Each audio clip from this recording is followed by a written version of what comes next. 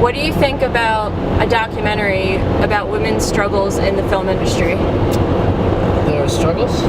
Yes, there are struggles. Damn it!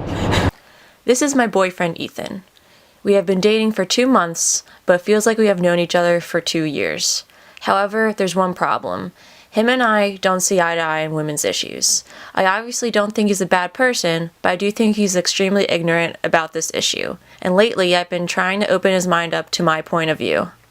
You do agree with me that men and women are unequal in the film and entertainment industry, correct? From what you've told me. Yes. Yeah. Like, you blame it on men. I blame it on both men and women. I don't blame it on men. What's your stance? What's the reason for it? And then The reason that we're unequal? I'll debate your thing. Well, I think it's because as a whole, women, there's like this stigma that women are less assertive, like we were talking about, Right. and that they're not taken seriously.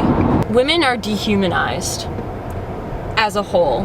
Dehumanized, like, you mean? Like sexually, for the most part. Like, Dehumanized. you mean compared to, like, animals?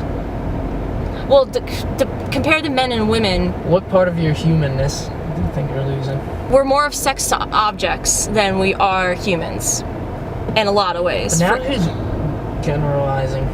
That would be you. No, I'm saying not general. Oh my god. I'm not saying like I'm generalizing like, oh, we're sex objects. I'm saying that's what society puts us as. Like, if you look at magazines and you compare men in magazines like Ryan Gosling and James Franco and yada yada yada, and then like women like Beyonce and Lady Gaga and entertainers, you will notice that there's a lot less clothes on women on the front of magazines than there are men.